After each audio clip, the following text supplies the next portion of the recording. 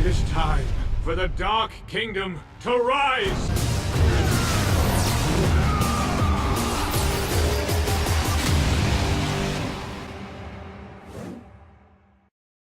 Okay, I'm sorry, where is Deadpool? Seriously, this is Marvel vs. Capcom we're talking about here. Why am I not in this game? Wait, come to think of it, why aren't the other X-Men in this game?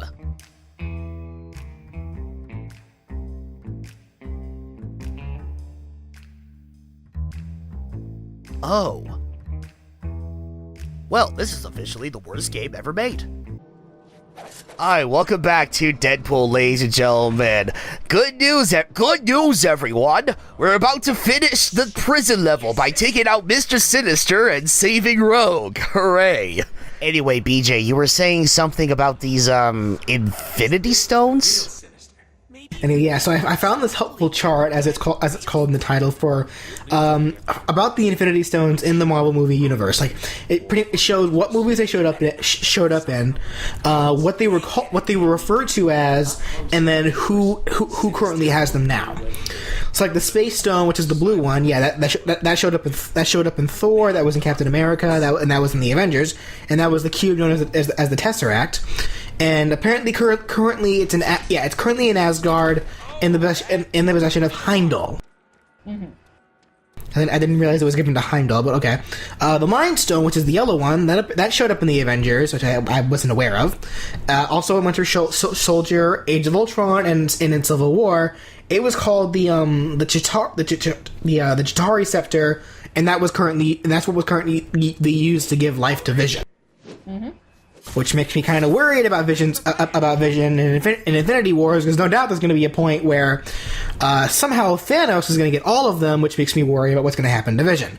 Regardless, the Red Stone, the Reality Stone, yeah, that only ever showed up in Dark World. It was known as the Ether, and yeah, currently it's in the Nowhere's Collector's Museum. Okay. Wait, it's in the Nowhere's Collector. So the Collector has it? How did he get it? Better this way. Huh? Wait, no. Wait. I'm trying to think. Wait, which stone was this? The red one, the Reality Stone. What do you think? Sharp. Oh, that's right. That's right. Yeah, I remember. Yep. He does have it. I think that was in one of the mid-credit sequences. Also, it looks like. Okay, so what I was reading before, it showed the name of each stone as well as the color, but it looks like they were changed for the movie. Because, like, the chart that I read before, it was saying that the red one was power, but here, the purple one's the power stone. It's showing the green one to be the time stone, which, before it was saying that was the soul stone. The blue one is the space stone, the purple one's the purple one's power, the yellow one's mind, and the orange one is soul. So it looked like they changed them around for some reason. Interesting. Okay, but either way, I guess that makes a little more sense as to how they worked and when they worked. Because the Space Stone, I know the Tesseract, that did all kind of crazy disintegrating bullshit. Regardless. Okay, anyway, the Power Stone, which is that's the purple one. That showed up in Guardians. It was the orb, and that's now on Xandar with the Nova Corps. Yeah, that one we know. And then there's the Time Stone, which only showed up in Doctor Strange. It was called the Eye of Agamotto, which that I know about. And currently that's on Earth with Kamar in the Kamar Jad Library. Yeah. Come on already. Okay. And then then there's the Soul Stone, which we've yet to see any light here or mention of. Damn, this guy is desperate. Oh, okay. But it's interesting that they would change the names to the corresponding color. I wonder why they did that.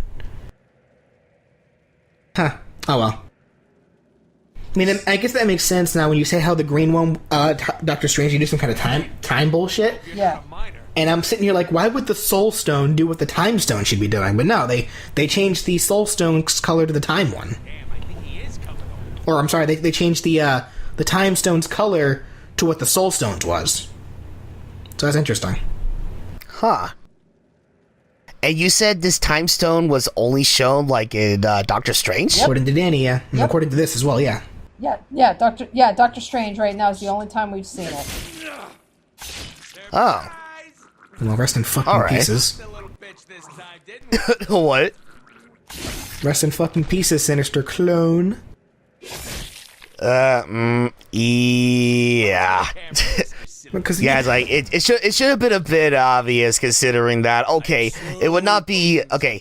We literally just went through this sequence where, oh man, it literally like reenacted some kind of mock quote unquote online conversation. You know, it's like, hey, don't be sure not to talk to strangers online or what, and you know, all the stuff that they taught us in school like many years ago. So it's like if we went through all of that and Mr. Sinister didn't even notice us behind him at any point, it's like, okay, this is way too easy, just killing him off. It should have been painfully obvious this was not the real Mr. Sinister. This is another goddamn clone. You all. That's why, like how, Case in how point. apparently Rogue is using her iPhone Twitter account while captured. I know, it's like here she is like hands tied, she's dangling up from the ceiling in this arena, and he's like, wait, how are you able to use your phone? I mean, I suppose it's no worse than Princess Peach being able to send you letters while being held hostage by Bowser and Mario Galaxy. That is true. Okay, but yeah, after killing off the Sinister clone, now we can actually face off against Blockbuster. Alright, so basically the main gist with it is like, yeah, he can be more brutal if you try to beat him up close and personal, like when his body is like engulfed with like some kind of super armor or whatnot. But he can also throw massive boulders at you. But the main thing you need to look out for is his charge attack. So when Blockbuster charges at you, if you press the B button just right, then yeah, Deadpool will be able to latch onto the top of Blockbuster, get a shot on his head, and Blockbuster will temporarily be stunned, which will also demolish his super armor. That way you'll be able to deal more damage to him. Rinse and repeat until you take him out. Okay. Alongside with taking out more of Mr. Sinister's clones once you take out a certain amount of health. Which in this case should be about, which I guess according to this, I guess from what we've been seeing, at least probably like an eighth or quarter of his health. Which is kind of weird, because usually when it comes to boss battles that take the approach where it's like, okay, alright, this guy is too tough, let me bring in my mooks. In cases like that, I would think it would wait until like the halfway point to set in the mooks. But no, I guess it's not the case with Blockbuster. You know, it's sad. As outdated as the concept really is, I miss Blockbuster. Oh, The store. wait, are you by The store. yeah, I was about to I say don't know. this. There was I was about to say the store. There Yeah, was I had a something feeling you were endearing talking about that. elementary school me. You know, being able to go through the different aisles and to pick out what game or movie that I wanted to rent. I don't know. There's something kind of endearing about that. You know what? I strongly agree with you. Like obviously, just being able to stream it online or going to a Redbox and just picking through a screen to pick out what you want is, obviously way more efficient and a lot more convenient, but it's weird. It's like there was like a certain amount of charm and endearment to being able to go through the aisles, see what movies that they had available. I don't know. Yeah. No, you know what? No, I know exactly where you're coming from. There was always like some warm feeling when you're in a Blockbuster and you're just looking at like all these video game cases like on these racks or whatnot. Just seeing all these games available for rent like in person. It was always so cool, especially when it came to like video games that just hit shelves. Yeah. I know that's exactly how I felt like around the time like back in freaking 2001 when Pokemon Gold and Pokemon Silver first came out. Like I have a feeling that if Blockbuster was still around and if we try using it like the way in today's standards, we'd probably find it super inconvenient because we'd be all like, I can't find this fucking movie or game or whatever, or it's like, oh, you don't have it, god damn it, or it's like, oh I have to return it in a week, god damn, like that's not enough time. It's like it's one of those things where it's like I feel like we'd be complaining about it if it was still around today, but You're right. It's kind of funny because I think South Park actually did like an entire episode where they kind of lampooned on the whole concept with Blockbuster today. Like they did this whole thing where it's like Stan's dad like said like, okay, I'm gonna do like a business venture and everything, and I'm gonna open up my own business, and all he did was he bought a Blockbuster store, and he's like, we're the only Blockbuster in town and everything, and Halloween is coming, so people are gonna come in, they're gonna rent all kinds of horror movies and everything, and we'll be making bank. Problem is, everybody's streaming everything online, so there's like nothing, like the Blockbuster's completely empty, and then it becomes like a big parody of oh god, I am having a brain fart right now. How could I be forgetting fucking horror films? But it's like it just kind of becomes a parody like that one movie where it's like you got Jack Nicholson, he's like going crazy in like this like haunted house. The Shining? Shining, thank you. How the fuck can I not remember The Shining? I am a very bad horror fan.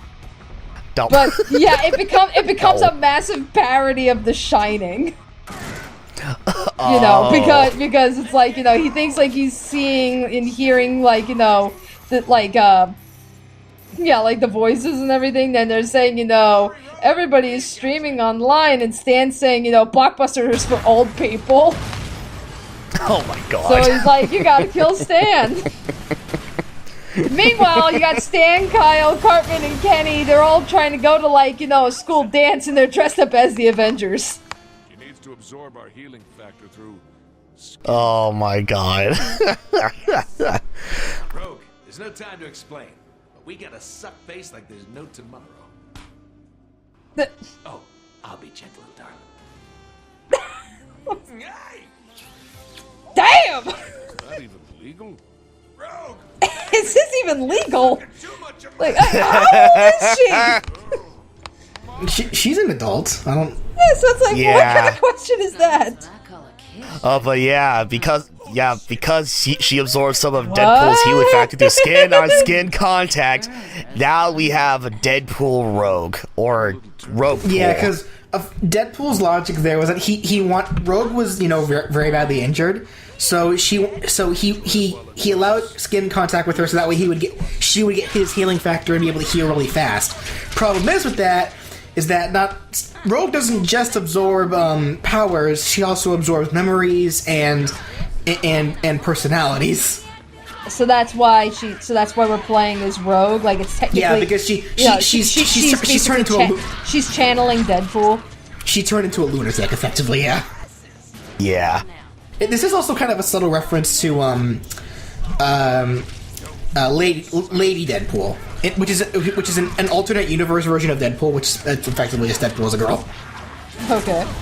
It's literally like, imagine Deadpool, with a woman's body, same exact outfit, but then just a random ponytail, like a random blonde ponytail coming out of the back, just like this. Oh yeah, I've seen that kind of pictures or whatnot numerous times. Yeah, it's like I remember there was like a whole comic where like Deadpool like jumps between alternate realities and meets like different versions of himself. Yeah, he meets like Lady Deadpool. He meets like a child version of himself. He meets a dog version of himself. He meets one version of himself that's literally just a head. Yeah, yeah, I remember that.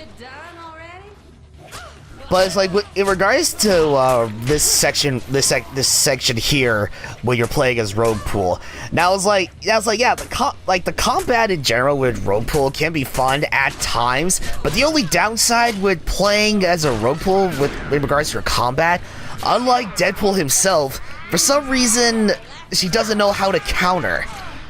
Just like how we happened with Deadpool earlier. It's like a B button, like.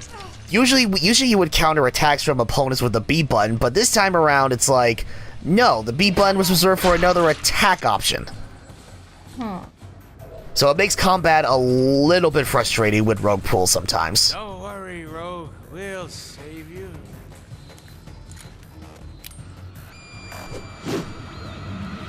Mr. Snookums? What are you... Fetch.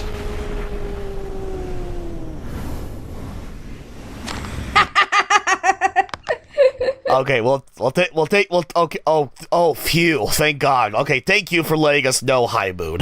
Thanks. You got me going there for a second. He was just a boy who wanted to play fetch. Look, it could be worse. Dio could have gotten to him. God damn it! God, of course, fucking JoJo.